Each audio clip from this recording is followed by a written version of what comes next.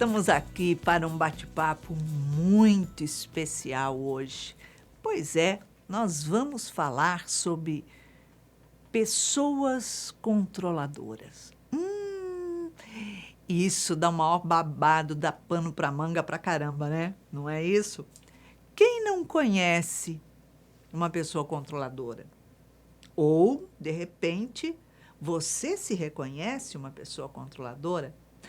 Então, hoje vai ser muito especial. Se você quiser participar do nosso programa, nos envie a sua mensagem pelo WhatsApp 21 967 573999. E quem sabe no próximo sábado estaremos aqui, juntinhos, reconstruindo as suas emoções.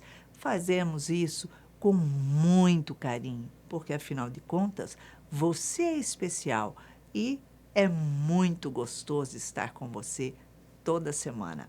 Então não esqueça, se você quiser também ver outros temas, outros assuntos, acesse a nossa playlist lá no YouTube. Vale a pena. Então, é isso. Hoje nós estamos aqui com um convidado querido, já conhecido de todos vocês, na nossa salinha, para falar na sua salinha, que é Nelson Tavares. Ele é advogado, ele é terapeuta, ele é palestrante e vem como especialista no nosso programa para falar um pouquinho sobre o tema de hoje. Seja bem-vindo, Nelson. Obrigado, Iraci, pelo convite de sempre. Muito bom você estar aqui.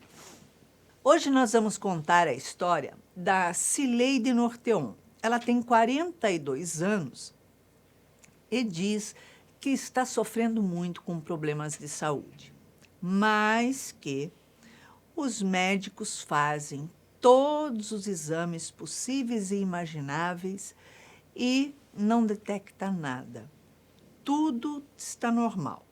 Porém, ela está tendo inúmeros sintomas. Ela diz que, a pedido do seu médico, ela começou a observar em quais situações ocorrem essas dores. Dores na coluna, ou dores no joelho, ou outras dores. Então, ela diz que ela observou que, geralmente, ela começa a sentir essa dor no estômago, primeiro, quando um dia ou dois depois que ela discute ou com o marido ou com a mãe. Ela diz que tem uma dificuldade muito grande no relacionamento com a mãe, que ela tem uma loja com a mãe num shopping e que toda manhã, antes dela sair para a loja, ou dói o joelho, ou dói a coluna. Só que como elas discutem, devido à dificuldade de relacionamento, quando ela chega em casa, ela conta para o marido o que ocorreu. E a mãe dela, ela diz ser muito controladora. Porém, diz que o marido também é muito controlador. E diz que ele diz o seguinte: olha, quando a sua mãe fala, você não devia se calar. Você devia falar e responder ela. Aí ela diz que, para não ter discussão, ela fica quietinha, não fala nada, não responde e deixa quieto. Aí o marido fala, ela vai no dia seguinte conversar com a mãe, desabafar tudo que o marido falou. E a mãe, por ser também controladora, diz que, olha, você devia responder o seu marido à altura das alfinetadas que ele lhe dá. Ela diz que não sabe mais o que fazer. Então, ela procura ficar quieta, não falar nem com um nem com o outro, faz os exames, observou dessa forma e diz que está ficando o máximo de tempo possível nas redes sociais para distrair a cabeça, para não se preocupar. Diz que tanto a mãe quanto o marido diz que ela está viciada, mas ela diz que não, que é realmente para escapar das discussões com eles. É complicado, né? Relacionamento de família pega, né, Nelson? Sempre conflito entre família está entre os conflitos de base que desequilibram as pessoas. Total, né? É bem difícil. E a gente percebe, né? Ela está com dor, está com isso, está com aquilo. Ela diz que não fala para não ter briga. Ela não fala, mas o corpo está falando, né? Fala. Quando a boca cala, o corpo descasca em cima da gente. E aí é assim, tipo, olha só, não vai fazer nada, não? Então eu vou fazer por você. Você vai ter que se mexer e correr atrás. E aí tem que se mexer, não tem como, né?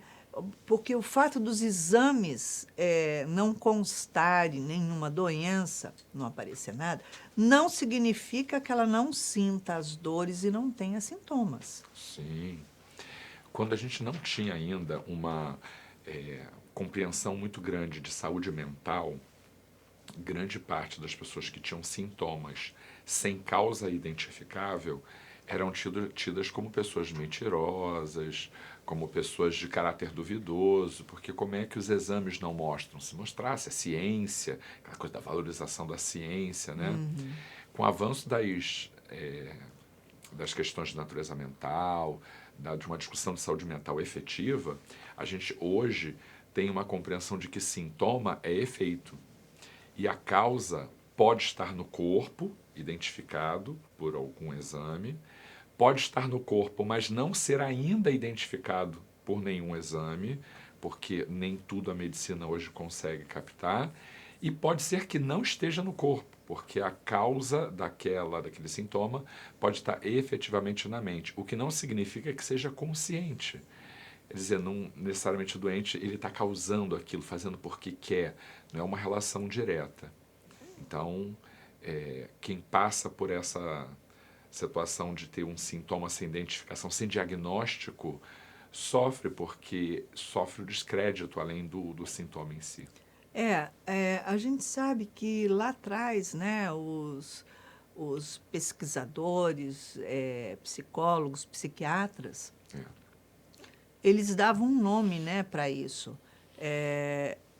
Era doença duvidosa. sim. Doença duvidosa. Na verdade, doença duvidosa, pessoa meio duvidosa, então, quer dizer, pode ser que sim, pode ser que não, né? Mas com o tempo eles foram, né, trabalhando e descobrindo que não é bem assim. Tanto que o próprio médico dela já se tocou disso, ele já falou, ó, começa a Quando observar. ele pede para ela observar, ele está querendo que ela gere um processo de conscientização de que a causa não está no exame porque tem a ver com um fator comportamental. Ele também não está dizendo que a causa está no problema dela com o marido e nem no problema dela com a mãe, mas sim com ela que não está conseguindo levar, dominar, enfim, ter uma solução para né, para esse conflito de relacionamento. Né? Não adianta querer colocar na conta do outro, falar, ah, olha, a culpa é do meu marido, eu discuto com ele e passo mal. Ou a culpa é da minha mãe. Eu calo a minha boca, não discuto e passo mal. Então, se você olhar, é tudo eu. Então, eu discuto ou eu não discuto? Eu me calo ou eu não me calo? Então, é tudo com você, né? Então, você que precisa trabalhar essa situação. E quando ela começa, antes de trabalhar, a sentir dores no joelho, é mais do que simbólico, né? Sim. Tanto no joelho quanto na coluna. Porque ela já notou que ela sente essa dor antes de ir para o trabalho. Então, o que está acontecendo? A pergunta que não quer calar. Onde que você não quer ir? A dor do joelho psicossomática, né? Isso é real. Eu tenho alguma resistência a fazer uma relação absoluta né? Ah, que se tem isso é porque o problema é aquele e tal. Mas que existe um papel simbólico e que existe uma relação, existe sim. É porque, às vezes, existem outros fatores, mas essa relação ela existe, ela é real, é muito frequente. Joelho e coluna tem uma questão de estrutura e de articulação, né? Sim. Então, é muito comum que dor em joelho tenha a ver com isso, né? Que você está indo a algum lugar que você não queira, e pode ser um lugar ideológico, tá? Um lugar que não é físico. Você pode estar num papel, um lugar que você não quer estar. Que é esse papel de articuladora entre o seu marido e a sua mãe, que é uma coisa que você não sabe fazer bem, pelo que você narra, e que você não quer fazer, né? Então, joelho tem a ver com isso. Você está sendo levada a fazer alguma coisa que tem a ver com articular duas coisas, que tem a ver com duas pessoas importantes na sua vida. Eu quero dizer que nem todo mundo que tem dor de joelho é por conta disso, mas no caso dela, o valor simbólico é muito claro. Exatamente, né? A coluna simboliza também o peso que ela está carregando de tudo isso, né? Quando a gente trava, não tem hérnia de disco, não tem bico de papagaio, não tem outras coisas na coluna, faz exame, não dá nada, está travando por quê? Porque está havendo uma tensão, né? Uma contração muscular, né? E também dos nervos, onde vão se enrijecendo, e nesse momento, qualquer movimento que você faz, o corpo não está com agilidade, trava mesmo, né? Não tem como. A expressão peso nas costas é real. A pessoa cansada, desanimada, que se sente sobrecarregada, ela sente muita dor nas costas. É verdade mesmo, é verdade. E o fato de ser no joelho, você colocou muito bem, a articulação, né? Porque é um lugar que inconscientemente ela não quer ir todo dia, porque aquilo significa que vai encontrar com a mãe e vai discutir, né? Então, aí fica naquele impasse. Não, vou ficar em casa eu não discuto com ela, meu marido não está em casa, está tudo bem. Precisa trabalhar exatamente essa situação. Não que você não esteja sentindo dores, que você não esteja com desconforto, tendo que tomar analgésico, anti-inflamatórios. Não é, É Nelson? real, claro, é real. O que a gente precisa lembrar é que a pedagogia de Deus leva a gente a alterar as nossas questões por caminhos diferentes quando a gente voluntariamente não busca isso. O Manuel Flamengo de Miranda, usando uma nomenclatura que não é própria do Espiritismo, mas lá no contexto do livro fazia sentido, ele diz que o que Deus deseja não é a morte do pecador, mas o fim do pecado. Trazendo isso para a doutrina espírita, Deus não quer que a gente sofra, Deus não quer que a gente pereça, Deus quer que a gente resolva os nossos problemas para que isso seja um fator de evolução. E quando ela foge de resolver isso, a vida a coloca numa situação de que não dá mais para fugir. Hoje isso é prioridade, está no teu planejamento. Vai lá e aprende a lidar com isso. Tem uma coisa assim que eu aprendi com o tempo, que a gente às vezes tem tanto medo de algumas coisas, do que vai acontecer, e que vão acontecer catástrofes, coisas horrorosas. Quando você dá um ponto final naquilo e diz, isso aqui eu não vou fazer mais, não quero isso para mim. As pessoas dizem, não quer? Então tá bom. E nada acontece. Exatamente. A gente sofre por antecipação. Sofre horrorosamente. E às vezes nada acontece. Na maioria das vezes, né? Nada acontece. Aí a gente olha para trás e vê quanto a gente se torturou, quanto a gente sofreu, quanto a gente se obrigou a fazer determinada coisa que não queria, exatamente por não querer tomar atitude, não se expor, né? Muitas vezes a gente sabe que existem esses problemas de relacionamentos com mãe, com sogra, enfim, né? E com tia, com tantas situações. E, às vezes, o que acontece? Tem uma pessoa né, que conheci, que ela casou com um rapaz que tinha exatamente esse problema. Ele tinha que ir na casa da mãe postiça, que era a tia dele, almoçar sempre. Toda semana ele tinha que ir. E a esposa não gostava dela, porque ela era muito chata e a comida era muito ruim. Então ela falou assim: eu vou fazer o quê? Eu vou falar para ele, aí eu vou desconstruir toda uma infância de uma tia que acolheu, sabe, educou a comida que alimentou ele para ele chegar onde ele chegou, tudo. Mas não é desconstruir. Vamos falar a verdade. Ele gosta da pessoa, ele tem gratidão à pessoa. Isso. Mas nem por isso precisa comer a comida ruim, né? Vamos combinar. Também se ele quiser, isso é uma escolha dele, mas ele faz a escolha dele e você a sua, né? Com certeza. Então, a gente... E aí ela diz assim que, numa situação dessa, ela já passa anos indo, toda semana, almoçar na casa da tia.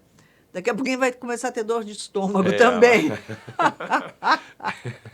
Porque é exatamente, né? Mas aí não é de psicossomático, né? É de gastrite mesmo.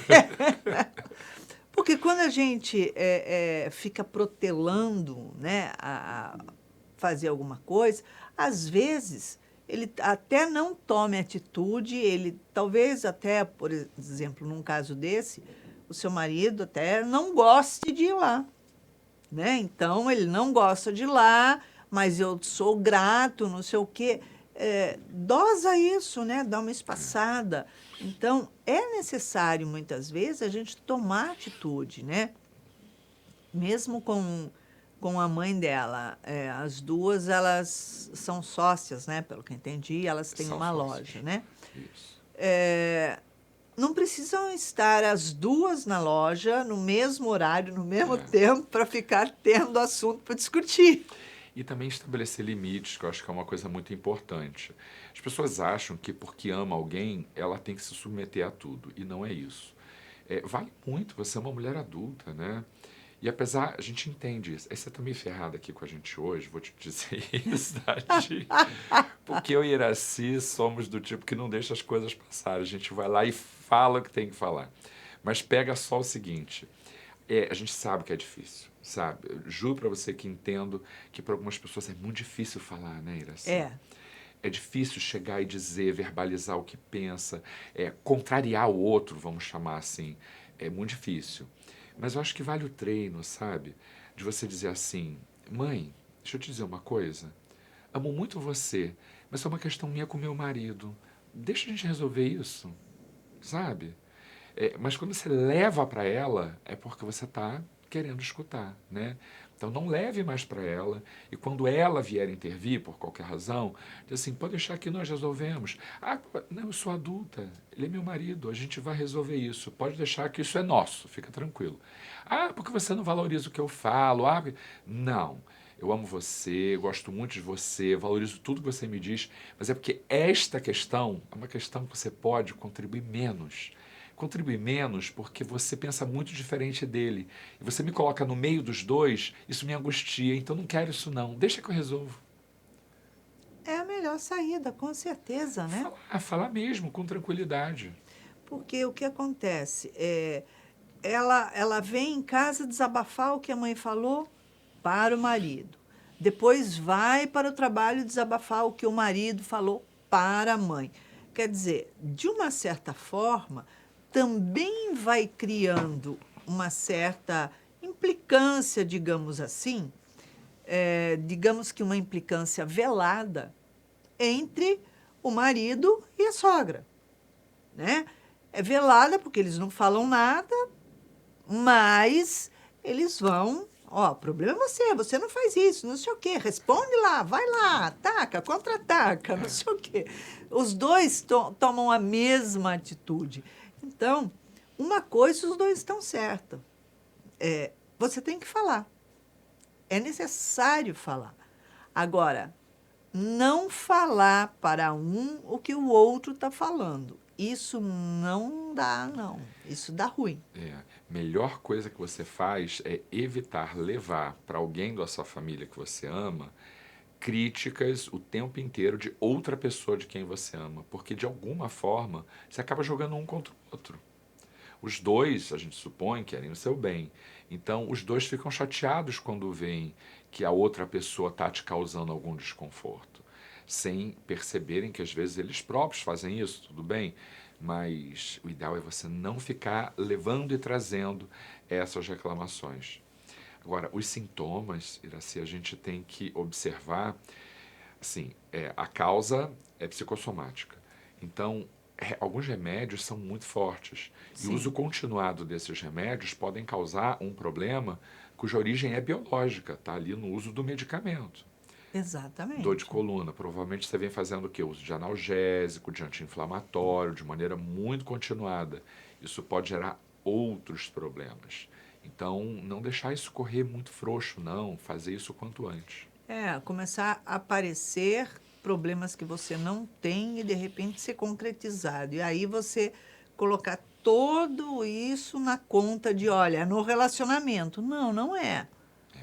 Né? É só um disparador para você pensar numa coisa importante da sua vida. Agora, tem gente que sai de uma conversa dessa, assim, resolvido. Ah, porque agora eu vou fazer acontecer. Não, verdade. Que a gente sugere que antes que você faça esse movimento com os dois, você se recolha e você crie estratégias para conseguir fazer e manter. Porque se você chega e fala e depois não consegue manter o que você está propondo, você entra numa fase de descrédito. Ninguém mais vai acreditar nas suas mudanças pessoais. Então se organiza primeiro, né? E algumas pessoas em processo terapêutico, a gente que não conseguem falar mesmo, tá? A gente recomenda, faz um texto por escrito por WhatsApp, manda para a pessoa e diz assim: olha, mãe, estou te mandando um texto porque eu tenho muita dificuldade de falar isso, então eu escrevi para você. Tem gente que chega com carta mesmo, que escreve para conseguir ler, porque se ela não fizer desse jeito, ela Não vai não falar, não consegue sai. falar. E isso é muito ruim para a pessoa, porque a pessoa vai somatizando um pacote enorme. Quando, lá naquele ano, Natal, eu não falei nada, Vai na guardando, Páscoa né? também. E assim, né? Acaba tudo sendo pesado, um parto. E não vai cair nem nas costas da sua mãe e nem nas costas do seu marido. Vai sobrecarregar as suas, porque é tudo voltado com você. Agora, você coloca duas coisas muito importantes aí. Você coloca que a sua mãe é uma pessoa muito controladora e o seu marido também é uma pessoa muito controladora. Você esqueceu de fazer uma terceira colocação. Onde há uma pessoa controladora, há sempre uma pessoa submissa. E você está fazendo duas vezes o papel de submissa. Submissa com a sua mãe, não, eu calo para não discutir. E submissa com o seu marido, eu calo para não discutir, para não contrariar. Quando a pessoa se cala, aquilo tudo vai descarregando no corpo dela por algum lugar, vai sair por algum lugar. Vai ter lá infecção de rim, cistite, tem tanta coisa que a pessoa pode ter, né? E eu já passei por isso, eu descobri isso, né? Eu tinha maior infecção de rim, de urina, urinária, exatamente devido ao problema emocional. Eu me lembro que uma certa feita, eu fui ao médico e eu passei muito mal, eu tinha vomitado muito. Era assim, todo final de semana eu viajava para São Paulo, depois voltava para o Rio. E aí, no final de semana, a gente saía de lá no domingo de manhã e voltava para o Rio. E aí, todo domingo de manhã, eu tinha enjoo, eu tinha ânsia de vômito, eu tinha de tudo. Eu não sabia por quê. Eu não tomava café da manhã, sentia isso. Eu falava, foi a pizza que eu comi ontem à noite. Aí, se eu comia um pedacinho de mamão, botava para fora também. Falava assim, esse mamão não estava bom. E aí foi. E aí eu acabei indo ao médico, ficando em São Paulo, e fui ao médico. Aí o médico, antes de pedir os exames para mim, contei para ele, olha, tenho sentido isso, isso e isso. Aí ele fez a seguinte pergunta, isso acontece no domingo? Eu falei, todo domingo de manhã acontece isso. Ele falou assim, você já pensou, em vez de fazer exame ou tomar remédio, não voltar para o Rio, ficar em São Paulo? Quando ele falou isso, ele me chocou. Porque, tipo assim, eu passava mal, atrasava toda a viagem, aí não ia. Não, tenho que ficar aqui porque eu tenho que ir ao médico, porque o plano de saúde era de lá. Então, inconscientemente, existem umas manobras que acontecem, né, no nosso íntimo e que fazem com que a gente seja colocada numa condição, numa certa posição, de que a gente tem que tomar uma atitude. Olha só, não dá mais para correr. Quando ele falou isso para mim, eu falei assim, gente, isso tem, sei lá, deve ter uns 20 e poucos anos, sei lá, Porque muito essa tempo. eu não conheci, não. Aí eu falei assim, gente, esse médico tá de palhaçada comigo. Eu venho aqui porque todo domingo eu vomito horrores, passo dor e ele fala que em vez de tomar remédio, fazer exame, eu devia não voltar para o Rio. Qual o problema dele? Eu moro no Rio, será que ele não entendeu? Quer dizer, na hora, a gente vai inocentemente pensando. Quer dizer, ele deixou muito claro exatamente o que era, a situação que era. A gente nega, tô falando. E a gente aprende, que você veja. A gente faz coisas absurdas. Veja só. E era esse que eu disse que eu conhecia, que fala as coisas, tá vendo? Tá dizendo que não foi sempre assim. Então é um aprendizado, dá para mudar isso. Com certeza, com certeza. E aí a gente vai aprendendo devagar, mas aquilo me chamou a atenção, porque para mim o médico estava com algum problema. E eu passei tempos aí, ele fez pedido de exame, tudo, fiz exame, não deu nada. Falei, bom, então não tenho nada. Mas para mim o médico não é bom. Ele deve ter algum problema. E ficou aquilo na minha cabeça. Eu devia ter 20 anos. Então, você não tem a experiência. Com o passar do tempo, você começa a botar uma barreira ali, fazer um bloqueio e falar, olha, isso não, pronto, acabou. Resolvi mudar. Não discuto mais, mas também não vou ouvir.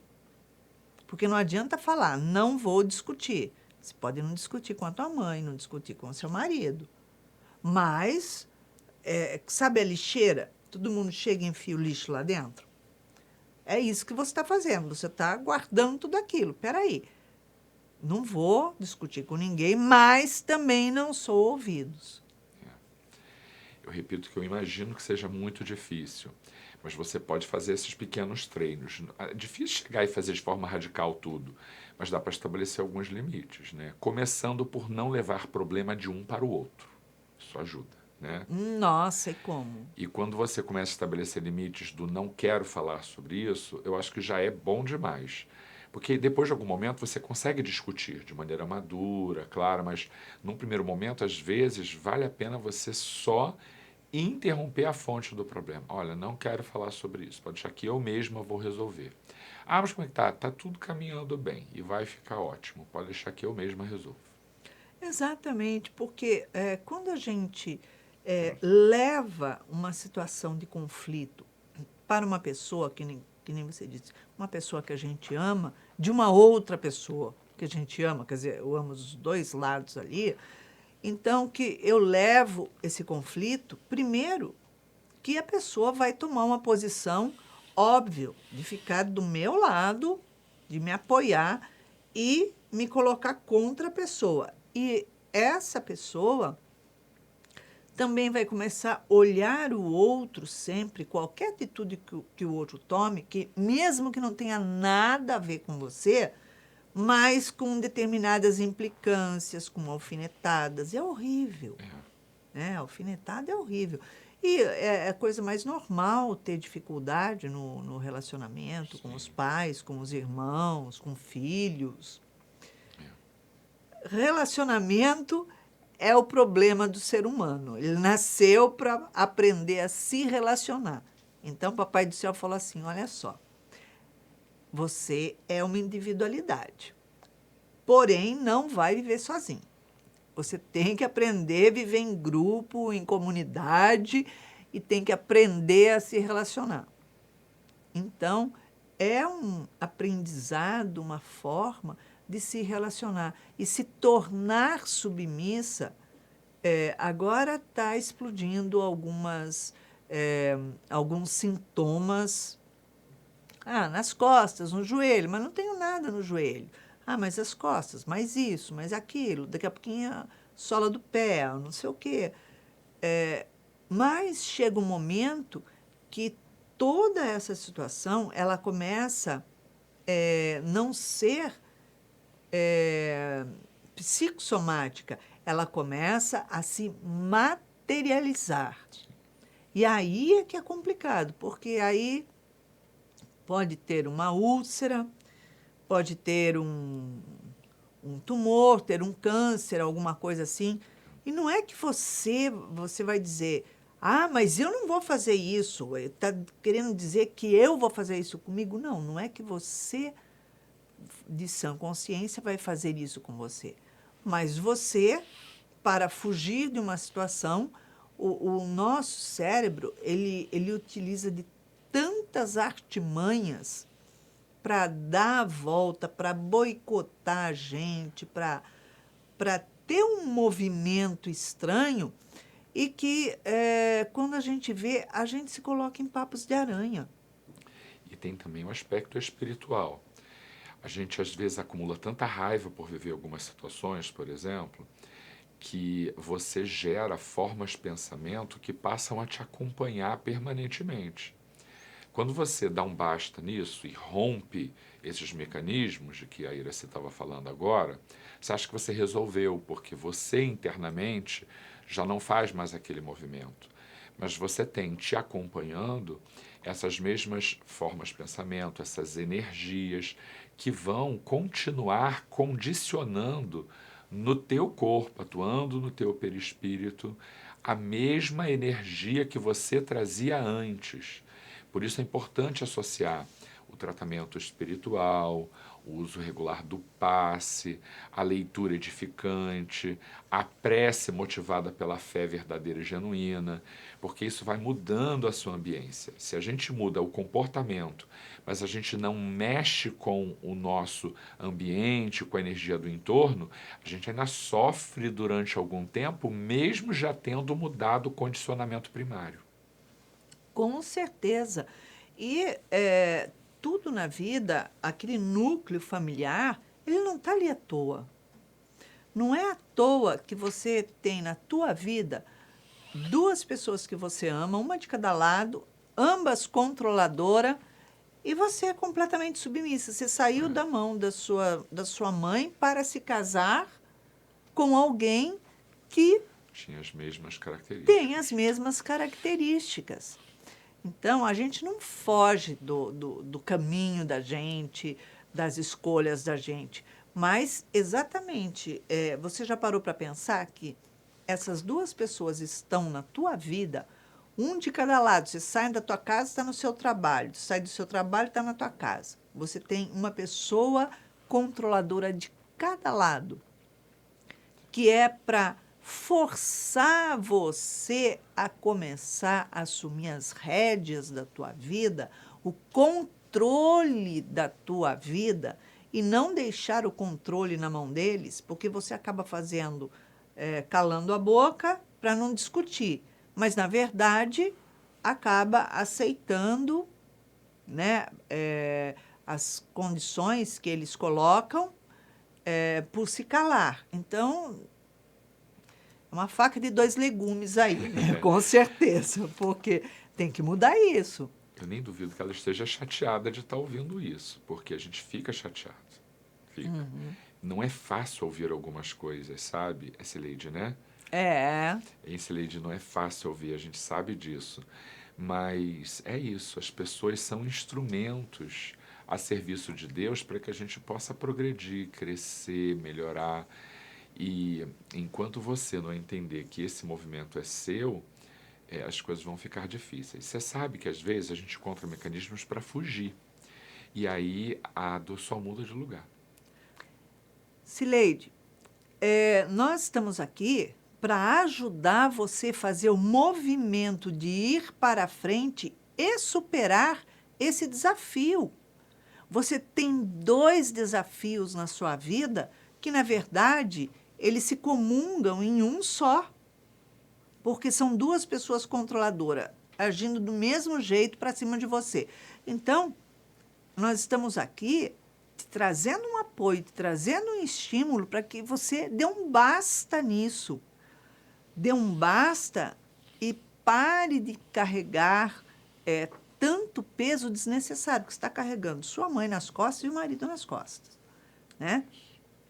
E, então, é o momento que você fala assim, olha só, cada um no seu quadrado, não me fale que eu não vou ouvir e dá licença, vou sair daqui um pouquinho. E o que nós estamos falando não é no sentido de crítica, não. Tanto que eu passei por isso e, na época, eu achei que o médico era um problema. Quando veio o livro da doutora Anísia da Silveira, Reconstruindo Emoções, ela tem um capítulo que ela fala sobre isso. E realmente, quando eu li aquilo, eu falei, caramba, isso é uma autobiografia minha não autorizada. Não, porque não tem autobiografia do outro, né? Então, eu falei, não autorizada, porque eu levei um flap, cada capítulo do livro. E é isso. E isso faz com que a gente mude também, né? Isso é importante. No processo terapêutico, a gente vai ajudando, na verdade, né, a pessoa a compreender isso e a se fortalecer para poder fazer esse movimento. Para que a ajuda aqui seja efetiva, a gente não tem esse tempo, né, e nem esse retorno. Então a gente precisa trazer isso assim num pacote, às vezes vamos dizer pesado, assim, porque vai tudo de uma vez para cima de você. Mas não tem outro caminho para te dar soluções um pouco mais efetivas para que você consiga ter uma vida melhor, que é o que você merece no final das contas. Com certeza.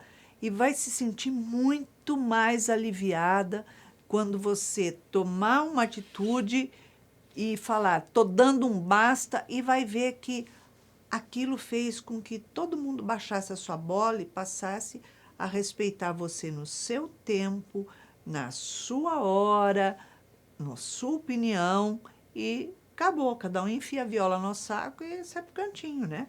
É por aí. Nelson, em uma palavra, uma emoção para Cileide reconstruir na vida dela. Você talvez não acredite, Cileide, mas eu acho que você precisa reconstruir a questão da raiva. Porque, em geral, pessoas que têm uma aceitação de submissão durante muito tempo também têm muita raiva contida. Ela só não tem coragem, às vezes, de expor isso, de colocar isso para fora, de articular isso para alguma coisa produtiva. Mas a raiva vai sendo acumulada pela insatisfação de tão reiteradas ocorrências em que as pessoas te trazem coisas de que você se sente sobrecarregada, que você sente que é injusto, que não deveriam estar fazendo aquilo com você. Então, eu acho que quando você resolver essas questões, você vai estar também trabalhando indiretamente a questão da raiva não manifestada. Porque diz, mas eu sou tão, assim, pacífica e tal. Exatamente. As emoções, elas têm polaridades. Você está trabalhando uma raiva que não foi manifestada. E isso vai ajudar a fluir melhor os estudos pelos teus chakras e tal, depois que você entender que você tem que liberar cada função para cada pessoa. Né? Dar ao seu marido o que é dele, dar à sua mãe o que é dela e assumir aquilo que é seu. É isso aí. Nelson, obrigada pela sua presença aqui conosco novamente. Cileide, conversamos aqui, Nelson, eu e você junto, né? Que ouviu todas os posicionamentos, todas as questões que colocamos aqui. Então vamos ver agora o que a doutora Nise da Silveira tem a dizer a você. Ela diz assim: quando a criatura controlada sente seu espaço íntimo invadido, sendo ocupado cada vez mais pelo controlador, aos poucos vai se sentindo sufocada.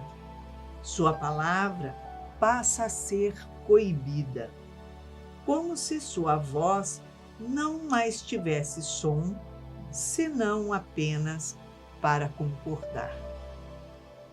A criatura vai perdendo o brilho da vida e entre a insegurança, o medo, os momentos de raiva por não ter voz a manifestar-se mais, vem a desenvolver inúmeros sintomas, incluindo depressão. Então, a doutora Nise traz de forma muito clara, né, como é que nós temos essas doenças psicossomáticas. Tudo que nós engolimos, sentimos, travamos em nosso corpo, a gente vai somatizando. Então, o indivíduo, ele somatiza na alma todas as emoções não trabalhadas, todos os rompantes, todas as angústias, todos os medos, inseguranças, toda a situação de desajuste. Então, ele somatiza tudo na alma. E quando, em determinado momento, nós estamos com algum órgão em estado de maior fragilidade, tudo isso que está concentrado, tudo isso que está somatizado na alma, nós como espírito, aquilo é descarregado, desopilado no nosso corpo físico. Então, o órgão que estiver em maior estado de fragilidade é aquele órgão que vai receber, somatizar tudo aquilo que estava concentrado na alma. Então, é óbvio, pela fragilidade irá adoecer, né? A gente vai ter sintomas em inúmeras outras coisas. E todos esses sintomas podem, inclusive, nos levar à depressão. Porque quando a boca cala, o corpo fala. São quadros de alergias, são quadros de problemas renais, problemas na coluna, de refluxo, muitas vezes, porque o que acontece? O corpo não fala, né? Então, a gente está sendo entubado, tendo que engolir determinadas coisas que não queremos. Na verdade, aquilo não faz parte da gente. Nós não somos obrigados a nada. Deus é tão bom que Ele nos deu o livre-arbítrio para que nós possamos assumir a nossa vida, as nossas rédeas, as nossas escolhas e caminhar para a frente. Nossa caminhada é para a frente, é sempre superando e vencendo os desafios. Então é isso. Se você quiser participar do nosso programa, nos envie a sua mensagem pelo WhatsApp 21 967 57 3999. E quem sabe no próximo sábado, às 19 horas, aqui juntinhos na TV Mundo Maior, estaremos reconstruindo as suas emoções. E olha, não esqueça de acessar nossa playlist lá no YouTube. Compartilhe, envie para seus amigos, curta, dê sua opinião, fale, nos consulte, teremos maior alegria em responder a você. Então, beijinho carinhoso e muita paz para você.